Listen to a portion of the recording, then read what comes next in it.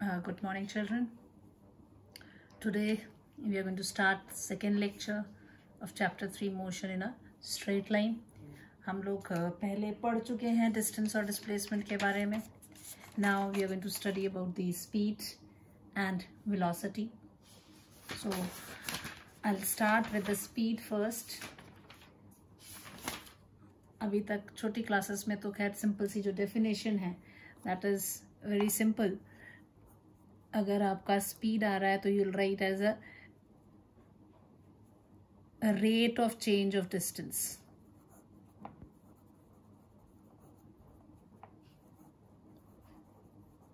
Distance आ जाता है. And for velocity it is a rate of change of displacement. एक ही चीज है बट इसमें डायरेक्शन आ जाती है. So this speed can be written as distance upon time और वेलोसिटी जो है आप उसको लिखेंगे डिस्प्लेसमेंट अपॉन टाइम.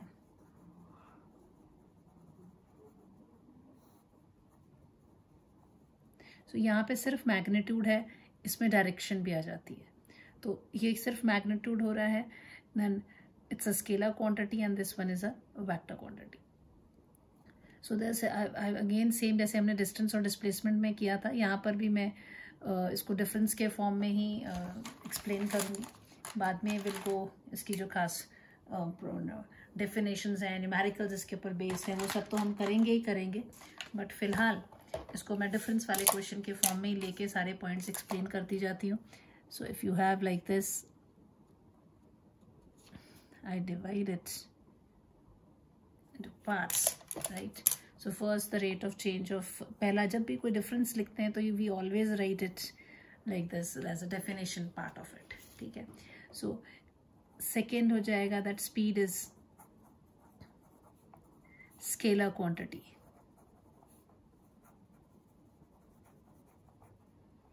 इसमें मैग्नीट्यूड की ही जरूरत है. या velocity is vector quantity.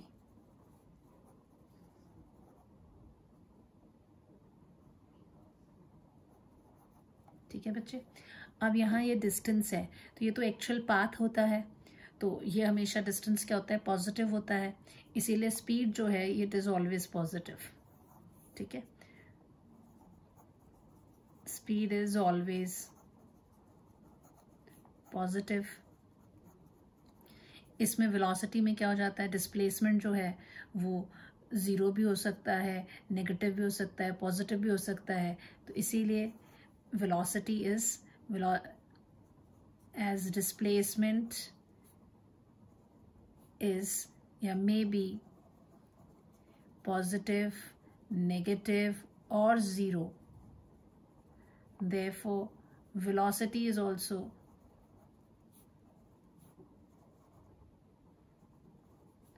positive or negative or zero.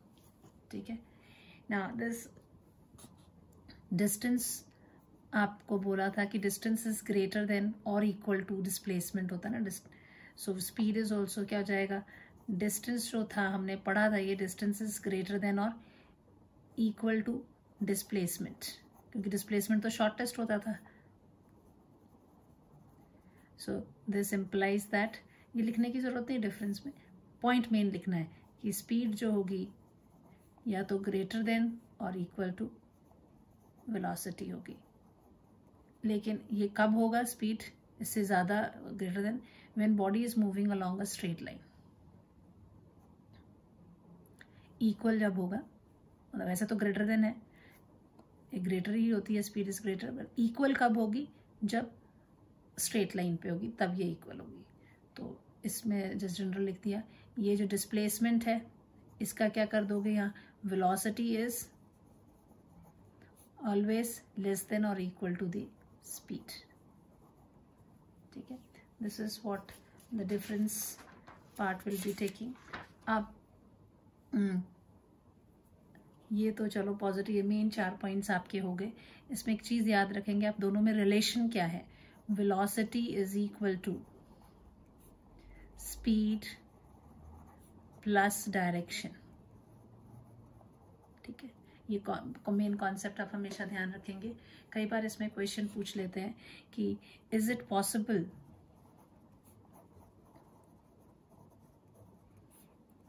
For a body to move with constant speed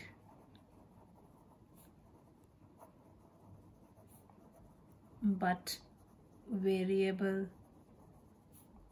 velocity। अगर आपसे इस तरह से क्वेश्चन, ये 2 मार्क्स क्वेश्चन में है कि पॉसिबल है कि कोई बॉडी मूव करे कांस्टेंट स्पीड से, तो how you will answer it, that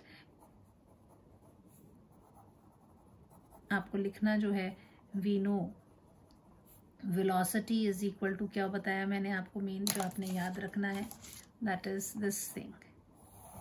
अगर ये कॉन्सेप्ट बच्चे आपके दिमाग में है तो इसी से हम इसको करेंगे। वेलोसिटी इज इक्वल टू क्या बताया था मैम ने, speed plus direction. So is it possible for body to move with constant speed but variable velocity? So we know velocity is speed plus direction. If speed is constant, ये constant है, तो velocity को vary कर सकते हैं by changing the direction. If speed is constant, we can change the velocity by changing the direction. तो आप क्या लिखोगे, yes it is possible. Answer is yes, because we know that velocity is equal to speed plus direction. So if speed is constant, we can change the velocity by changing the direction. And then one more question, उल्टा भी इसमें से पूछ सकते हैं कि is it possible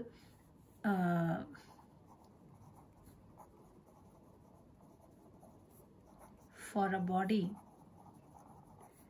to move with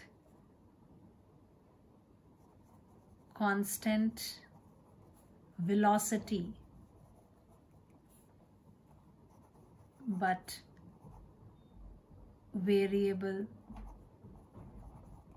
speed। यहाँ पे आप ये जो है एग्जाम्पल, इसमें क्या कोड सकते हैं, बॉडी मूविंग, या object moving in circular path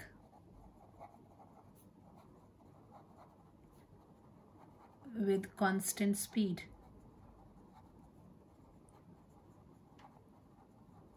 will have variable velocity। ठीक है, ये एग्जाम्पल यहाँ इस पे कोट कर सकते थे।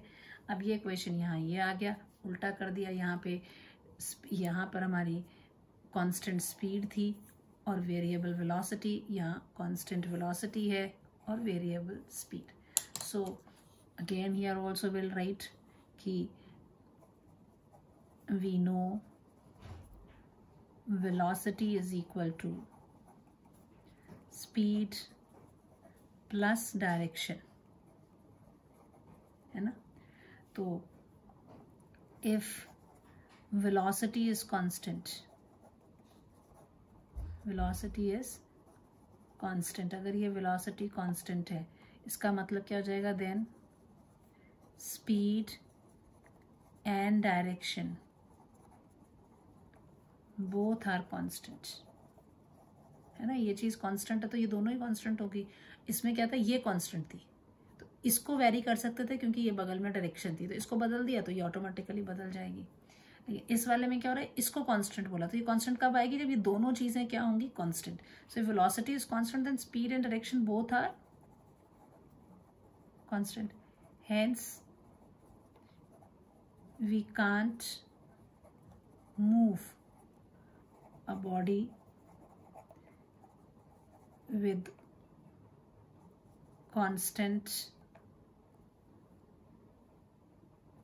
by name but constant velocity but variable speed. This question board के पॉइंट ऑफ व्यू से ये 2 मार्क्स के क्वेश्चंस होते हैं.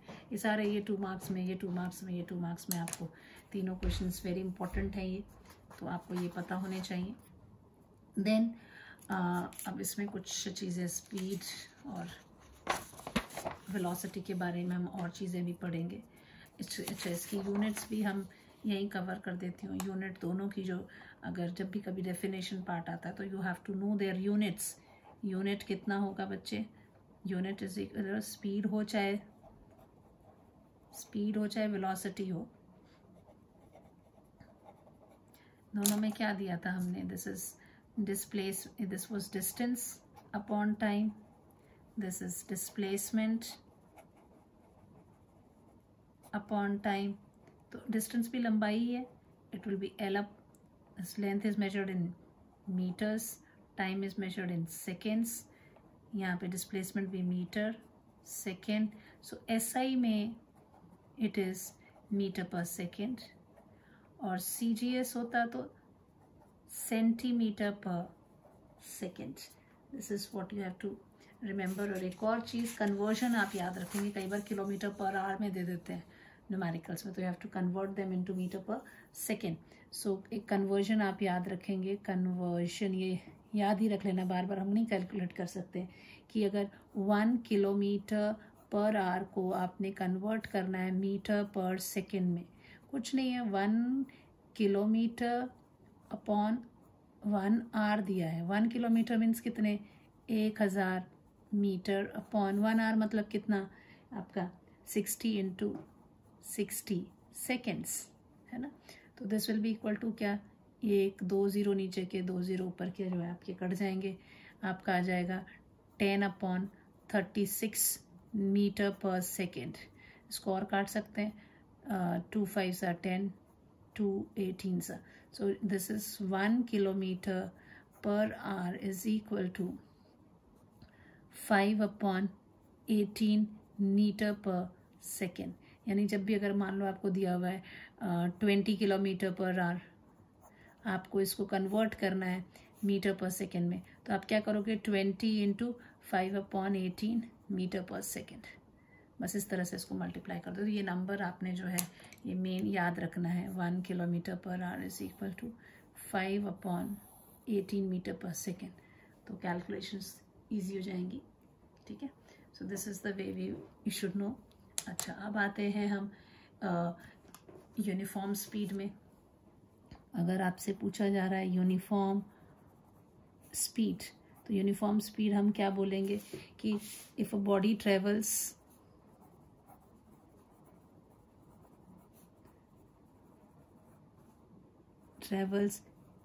equal distance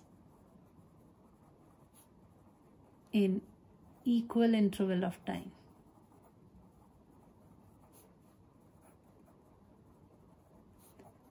then the speed is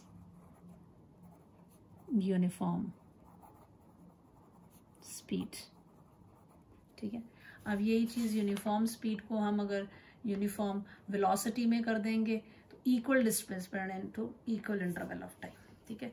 सो अगर यही चीज़ आपकी डेफिनेशन जो है ये यूनिफॉर्म स्पीड है, अगर मैंने इसको वेलोसिटी लिखा होता, आपने अलग अलग करके लिखना है. यूनिफॉर्म स्पीड है तो आप क्या करो? इक्वल डिस्टेंस की जगह क्या कर दोगे? Equal displacement. तो ऑटोमेटिकली यूनिफॉर्म स्पीड या यूनिफॉर्म वेलोसिटी हो जाता है. मैंने एक ही में किया, आप ऐसे एक में नहीं करेंगे, आप अलग अलग लिखेंगे. यूनिफॉर्म स्पीड है तो ये डेफिनेशन. ठीक है. Then you have variable speed. Variable speed और नॉन यूनिफॉर्म स्पीड भी बोल सकते हैं इसको, है ना. सो वेरिएबल स्पीड से मूव कर रहा है, या वेरिएबल वेलोसिटी अगर आप ले रहे हैं, स्पीड एंड वेलोसिटी में साथ में ले रही हूँ. ठीक है. दोनों की डेफिनेशन में वही होएगा. तो इनको जब करेंगे तो क्या हो जाएगा? इफ अ बॉडी ट्रेवल्स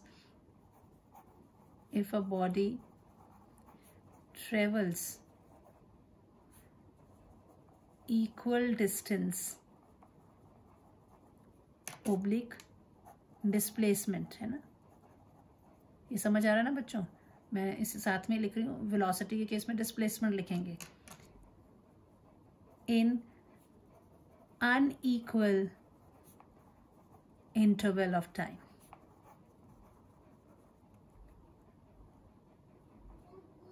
और unequal distance oblique displacement in equal interval of time, then the speed या फिर velocity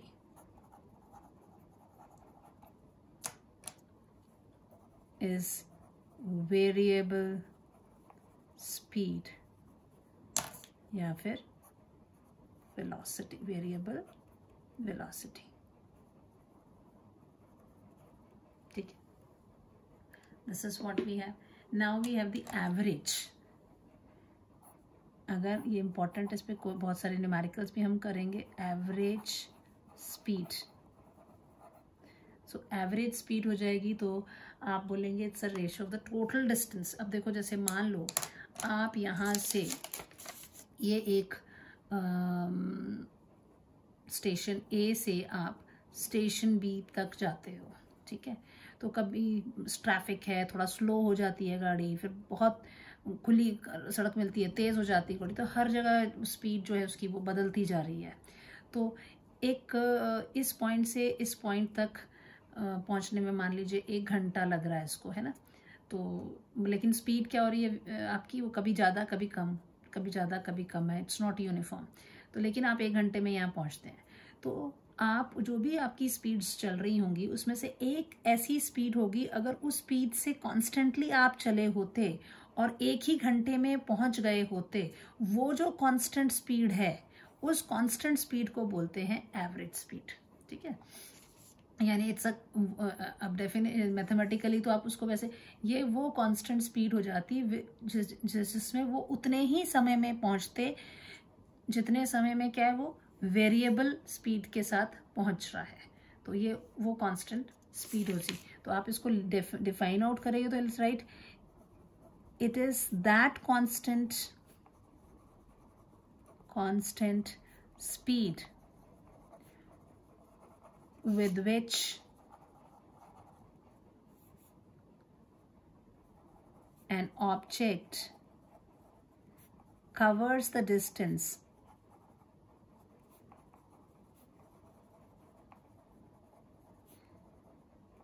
in same time as it has covered in given time interval।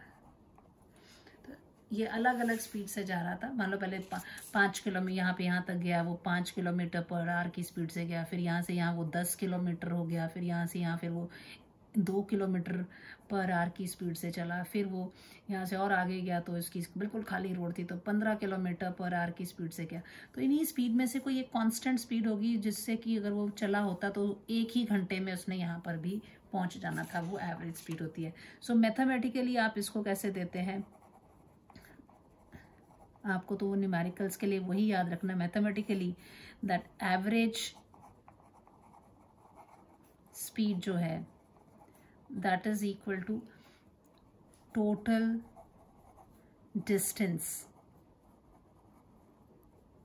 ठीक है। तो टोटल डिस्टेंस आप ट्रेवल कर रहे हैं, travel by it to the total distance divided by total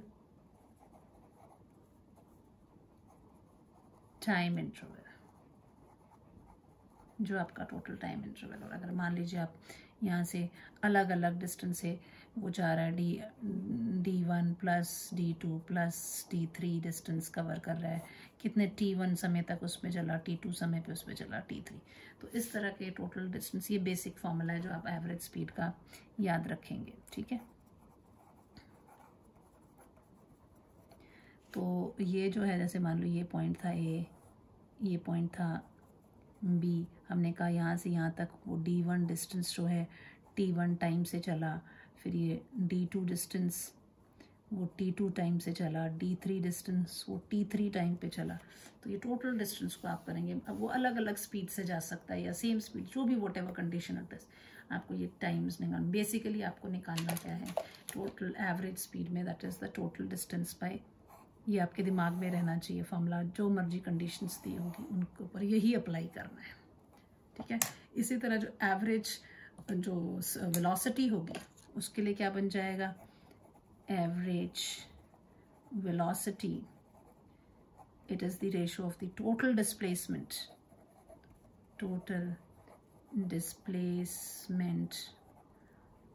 upon total time. सिर्फ यही चीज़ें आपको देखनी है कि टोटल डिस्टेंस कितना है और टोटल डिस्प्लेसमेंट कितना है, ठीक है।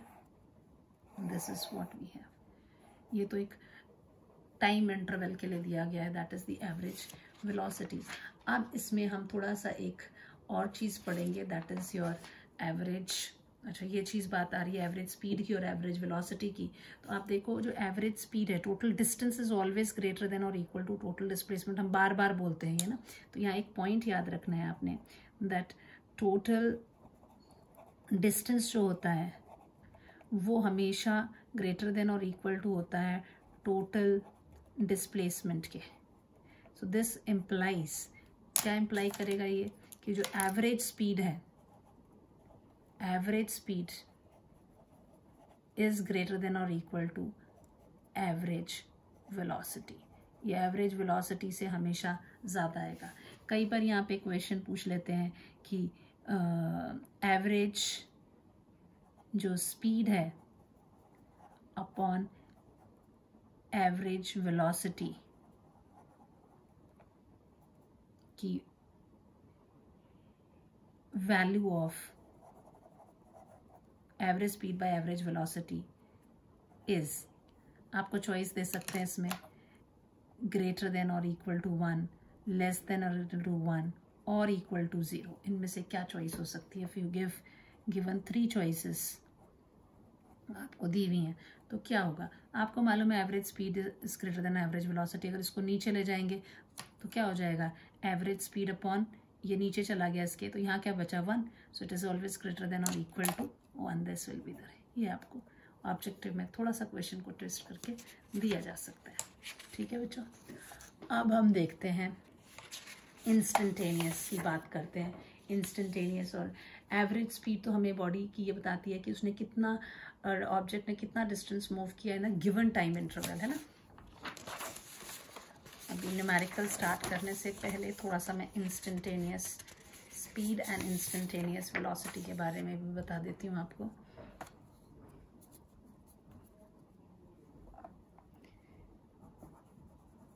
Instantaneous speed and instantaneous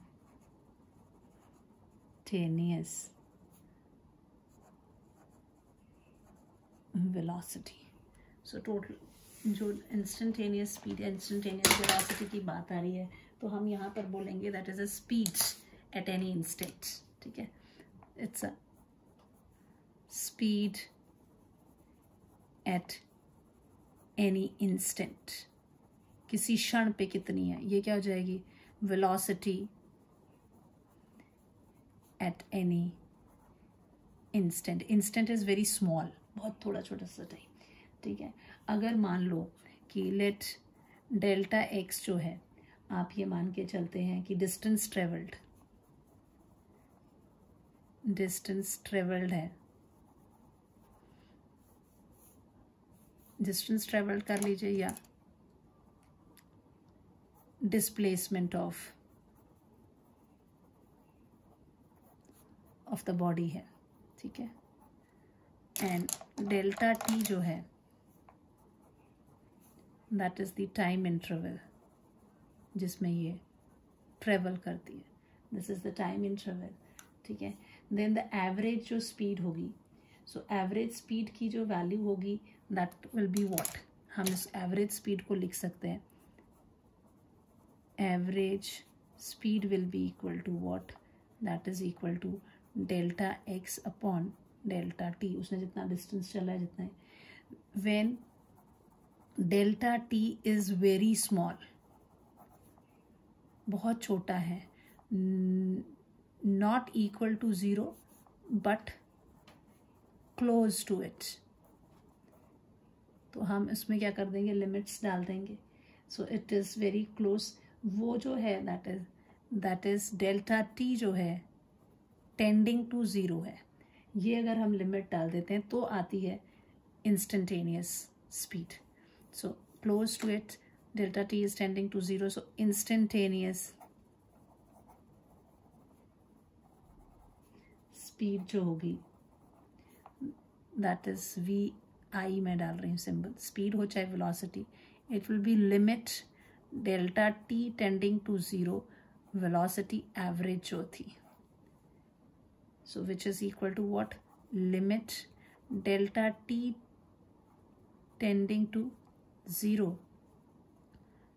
this will be delta x upon delta t, इतना छोटा है कि इसको डिफरेंशियल में डाल देते हैं d x by d t, this is the instantaneous speed or velocity.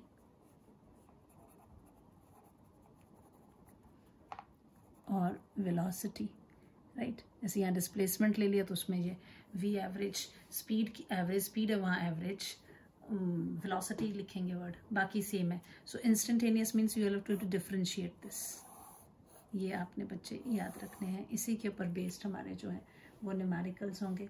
Let's start with the numerical part, क्या क्या है न्यूमेरिकल्स में, लेट अस सी। पहला है, this is the first numerical we have, if the body is moving equal distance with different speed, ये equal distance है, ये ए पॉइंट हो गया आपका, ये पॉइंट बी है, 2 पॉइंट्स, इसमें ई कह रहा है वो इक्वल डिस्टेंस चला है, तो यहाँ से लेकर यहाँ तक मान लीजिए वो डी डिस्टेंस चला है, फिर उसके आगे भी वो डी डिस्टेंस, तो आधे पे ही आया ना, तो ये इतना यहाँ से यहाँ तक डी, यहाँ से विद डिफरेंट स्पीड, यहाँ पे v1 से चला, यहाँ टी, फाइंड एवरेज स्पीड, तो हमारे दिमाग में क्या है, आपको मैंने बताया कि एवरेज स्पीड बोला कुछ नहीं, आपको सिर्फ एवरेज स्पीड का फॉर्मूला हमेशा याद रखना है, that is total distance upon total time की ज़रूरत होती है, ठीक है। सो डिस्टेंस, टोटल डिस्टेंस तो ठीक है, इट इज़ टोटल डिस्टेंस आपका हो जाना है d प्लस डी, उसने डिस्टेंस चला, टोटल टाइम हमें नहीं पता, t1 प्लस t2 होगा, so speed is equal to क्या होता है, speed is equal to distance upon time, है ना, सो दिस इम्प्लाइज कि टाइम इज इक्वल टू क्या हो जाएगा, time will be equal to distance upon speed, so t1 की वैल्यू यहाँ से आपको क्या मिलेगी, t1 will be equal to कितना डिस्टेंस चला है, d डिस्टेंस चला है, कितनी स्पीड से चला है, v1 से चला है, t2 will be equal to what, d distance चला है, v2 से चला है, सो एवरेज स्पीड जो होगी आपकी वो कितनी हो जाएगी बच्चों, d plus D divided by d upon v1 plus d upon v2, this is 2d, नीचे d बाहर निकाल लेते हैं, यहाँ 1 upon v1 plus 1 upon v2, ये डिस्टेंस से डिस्टेंस कट जाएगा, आपका कितना आंसर आ जाएगा, ये इसका एलसीएम निकाल लीजिए, v1 इंटू v2 और v1 plus v2, so this is equal to 2 upon नीचे क्या हो जाएगा, v1 plus v2 divided by v1 into v2, तो जिसको हम क्या लिख सकते हैं, एवरेज स्पीड जो होगी ये ऊपर चला जाएगा, so it will B 2v1 v2 divided by v1 plus v2, this will be the average speed, ठीक है। ऐसा नहीं है कि ये v1 से चल रहा है, v2 से चल रहा है, तो v1 plus v2 divided by 2 कर लो, हम ऐसे नहीं कर सकते, क्योंकि ये इनके जो टाइम कितना लिया है हमें इसके बारे में इसने कुछ नहीं बताया हुआ है, so this will be the average. Now equal distance with different speeds, अगर ये डिफरेंट डिस्टेंस है, इक्वल डिस्टेंस चल रहा है और विद डिफरेंट स्पीड है, ये d डिस्टेंस है, इक्वल है, ये भी d है, ये भी d है, सबकी है, तो इसमें भी वही सेम हमने लगाना है दैट यहाँ पर T1 की वैल्यू कितनी हो जाएगी, T1 की वैल्यू हो जाएगी D/V1, यहाँ T2 की वैल्यू कितनी हो जाएगी D/V2, यहाँ T3 की वैल्यू कितनी हो जाएगी D/V3। और फॉर्मूला क्या है, एवरेज स्पीड जो होता है, चाहे वेलोसिटी है चाहे स्पीड, एक ही चीज़ है ना, इसे एक ही तरीका, डिस्टेंस की जगह डिस्प्लेसमेंट वर्ड यूज हो जाएगा। So this is equal to average speed में कितना लिख लेंगे, दैट इज टोटल, ये याद दिमाग में बिठा लो, total distance upon total time. Numericals भी आते हैं तो हमें ये रट्टे नहीं मार रही है फॉर्मूले, इसके नहीं दिमाग में रहते। आपका मेन कॉन्सेप्ट है total distance by total time. तो ऑब्जेक्टिव टाइप क्वेश्चंस में भी ये आ जाते हैं, तो उसमें ये कॉम्बिनेशंस दिए होते हैं कि क्या है, तो you just start with this only. So this is total distance कितना हो जाएगा D+D+D, टोटल डिस्टेंस हो गया। टाइम कितना है T1 + T2 + T3, टोटल कितना हो गया 3D डिवाइडेड बाय ये हो गया D/V1 + D/V2 + D/V3। तो इसको सॉल्व करेंगे तो कितना आ जाएगा, 3D ऊपर है, नीचे से D बाहर निकल गया, ब्रैकेट में क्या बचा 1/V1 + 1/V2 + 1/V3। This will be equal to what, D से D कट जाएगा, 3 ऊपर है, नीचे क्या होगा, ये आगे आपके V1 V2 V3 है ना, मल्टीप्लाई हो जाएंगे। यहाँ V1 है, इस तरफ आ जाएगा आपका V2 V3, इसमें हो जाएगा V1 V3, अगले में हो जाएगा V1 V2। So this will be equal to 3 times V1 V2 V3 ऊपर चला गया, डिवाइडेड बाय, अब देखो इसको आप ऐसे लिख सकते हैं V1 V2 + V2 V3 + V3 V1। So this is the average speed or the average velocity, this type of formula। now you have different speed for same time। अब टाइम सेम दे दिया इसमें, देखिए अब इसमें क्या हो जाएगा, ठीक है। अब यहाँ डिस्टेंस के बारे में कुछ नहीं बोला कि T टाइम तक वो V1 स्पीड से चला, T टाइम पे वो V2, लेकिन फॉर्मूला तो वही है। अब हमें नहीं मालूम कि यहाँ पर डिस्टेंस कितना होगा, है ना, तो यहाँ पहले आप यहाँ का जब भी निकालना तो आपने तीनों चीज़ें पता होनी चाहिए हर जगह के लिए। T टाइम है, V1 वेलोसिटी है, तो D1 कितना हो जाएगा, D1 will be equal to V1 T। D2 कितना हो जाएगा डिस्टेंस, V2 T, ठीक है। तो हमें तो वही फॉर्मूला लगाना है, average speed is equal to total distance upon total time. Total distance कितना है D1 + D2, टोटल टाइम कितना है T1 + T2, D1 की वैल्यू कितनी है V1 T + V2 T divided by T1 भी T है, T2 भी T है। So this is equal to what, T common बाहर निकाल दिया, V1 + V2, और नीचे क्या आएगा 2T, या सॉरी 2T, T से T कट जाएगा। सो अब देखिए V1 + V2/2। तो ये आप याद रखेंगे कि एवरेज स्पीड जो है वो एक्चुअल एवरेज तब होती है अगर उनका जो टाइम इंटरवल है दैट इज सेम, है ना, time interval is same. So if they are moving with the uniform velocity, तो टोटल से equal distance in equal interval of time वो आप ट्रेवल कर रहे हैं, तब हम एवरेज स्पीड को V1 + V2 डिवाइडेड बाई 2 ले सकते हैं, ठीक है। अब देखते हैं और थोड़े से इससे डिफरेंट न्यूमेरिकल्स देखते हैं क्या है। अब आप देखिए ये एक कार है आपको दी हुई कि ये कार मूव कर रही है 1/3 of the total distance with the speed. यहाँ से A पॉइंट है और ये इसको B पॉइंट तक जाना है, ठीक है। इसमें से ये कह रहा है 1/3 part of the distance with the speed of 20 kilometre. 1/3, इसको 3 हिस्सों में बांट लेते हैं, ये देखिए इक्वल 3 हिस्सों में हो गया। ये 1/3 पार्ट जो है ना D/3, पूरा अगर डिस्टेंस D है तो D/3 में कितने की स्पीड से जा रहा है, ये 20 km/h की स्पीड से जा रहा है। And remaining distance at a speed of 40 kilometres, ये बाकी बचा डिस्टेंस जो है यहाँ से लेकर यहाँ तक उसकी स्पीड कितनी हो रही है, इट इज़ 40 km/h की स्पीड से जा रही है। आपसे बोला एवरेज स्पीड निकालिए, तो ये बचा हुआ डिस्टेंस कितना होगा, अगर ये 1/3 है तो ये कितना बच गया 2/3 2d/3, ये तो नॉर्मल है ना कि ये डिस्टेंस इतना है। तो आपने फिर यहाँ पर भी टाइम देखना है कि इस वाले के लिए कितना टाइम लगा। यहाँ आप t1 निकालेंगे, t1 कितना हो जाएगा, टाइम इज इक्वल टू क्या होता है, डिस्टेंस अपॉन स्पीड होता है ना। सो आप t1 की वैल्यू कितनी हो गई, t1 will be equal to d/3 divided by 20, so this will be equal to d/60, right. Hours में आ गया आपका आंसर, ठीक है। अब इसको अगर आप किलोमीटर्स में ही मान रहे हैं डिस्टेंस को, ठीक है, एक ही में रख रहे हैं, सो दिस इज d/60 आवर्स। अगर t2 कितना हो जाएगा, t2 will be equal to 2d/3, इतना डिस्टेंस है, कितनी की स्पीड से चल रहा है, 40 की स्पीड से चल रहा है। तो this is equal to what, 2d/3 into 40। तो यहाँ से 2 1s are 20, so again this is also d/60. now average speed बोला इन्होंने, है ना। Average speed is equal to क्या हो जाएगा, total distance divided by total time. Total distance कितना है, d इज द डिस्टेंस पूरा, और टाइम कितना लग रहा है, d/60 plus d/60। So this is equal to what, d ऊपर है, d इधर भी बाहर निकला, 1/60 प्लस 1/60, d से d कट गया।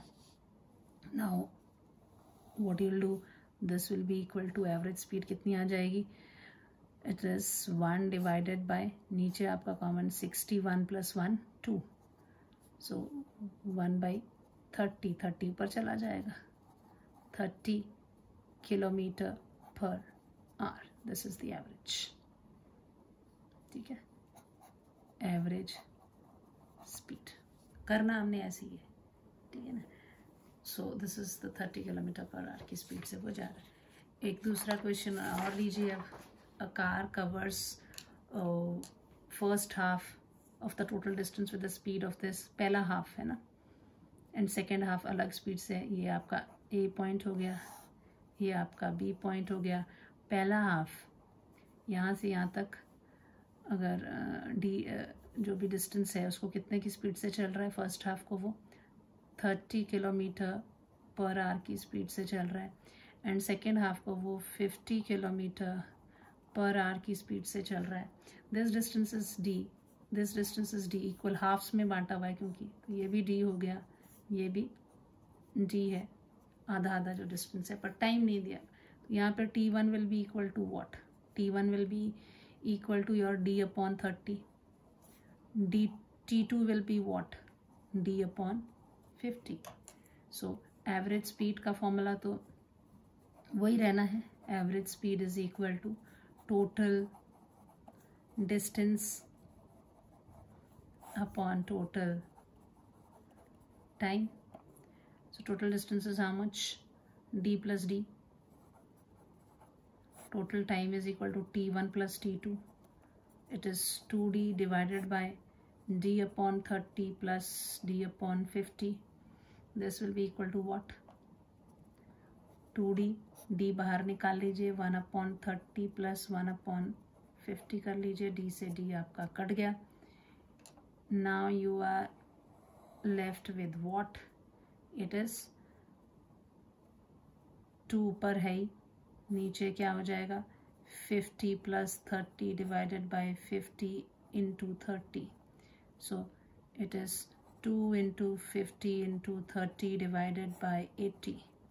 सो यहाँ से आप देख लीजिए, 0 से 0 काट दीजिए, 2 1s are 2 4s are, फिर 4 and 50 is there, 2 2s are 4, 2 25, so this is equal to 75/2, तो कितना हो जाएगा, 2 3s are 6, 2 7s are 14.5 kilometre per hour, this will be the average speed. हर जगह मैंने वही total distance by total time की बात की है। अब आ जाते हैं हम इंस्टेंटेनियस पे।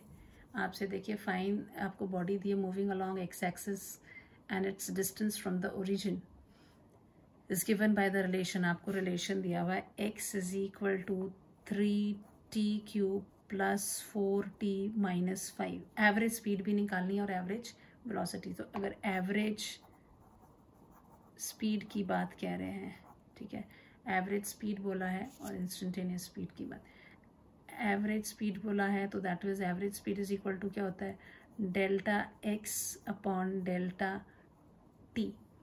ये एवरेज स्पीड का टोटल डिस्टेंस आप ये लिखेंगे, that is total distance upon total time interval, है ना। सो दिस टोटल डिस्टेंस कितना होगा, अब क्या इंटरवल दिया हुआ है, t equal to 0, time interval आपको दिया है t is equal to 0 to t is equal to 2 seconds. So delta t is equal to 2 minus 0 is equal to 2, ये हो गया। अब डेल्टा x क्या हो जाएगा, delta x will be equal to when x is equal to 2 minus x time is 0। So x2 की value कितनी आती है, दैट विल बी 3 इंटू 2 का square plus 4 into 2 minus 5। So this will is equal to 2 2 4 4 3 12 plus 8 minus 5, कितना हो जाएगा 20 minus 5 15। और x 0 रखें तो कितना हो जाएगा 3 इंटू 0 का स्क्वायर प्लस 4 इंटू 0 माइनस 5। तो यहाँ आंसर आ रहा है आपका -5। So delta x will be equal to what, 15 minus -5, so that is equal to 20। hence your average speed जो हुई आपकी, that is equal to 20 divided by 2, so it is equal to, ये किस में दिया हुआ है distance, they have not specified if its distance is measured by this relation in meters दिया हुआ है। so 10 मीटर पर second is the average speed. अब आती है बारी इंस्टेंटेनियस दिया हुआ है, इंस्टेंटेनियस स्पीड अगर दिया हुआ है, then at t equals to 2 second, है ना। सो इंस्टेंटेनियस स्पीड क्या हो जाएगा, dx by dt at t equals to 2। So d by dt किसका निकालोगे, 3t cube plus 4t minus 5, और ये कितने टाइम के लिए ले रहे हैं, t इक्वल्स टू 2 सेकेंड्स।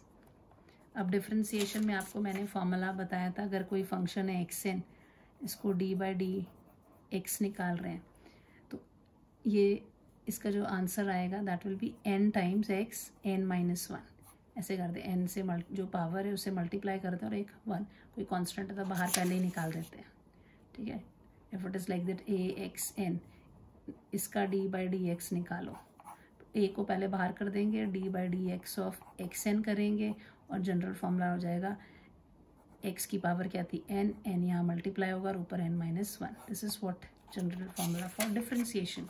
यहाँ पे भी ऐसे ही करेंगे, इस टर्म में कितना हो जाएगा, ये इससे मल्टीप्लाई हो जाएगा 9t3 माइनस 1 प्लस इसकी पावर 1 है तो 4 1 ज़ा 4t1 माइनस 1 माइनस इसके साथ तो कुछ है ही नहीं, इसका अंदर t की पावर क्या है 0, तो 0 into 5 0, t equals to 2 seconds. So this is 9t square plus 4t की पावर 0 दैट इज 1,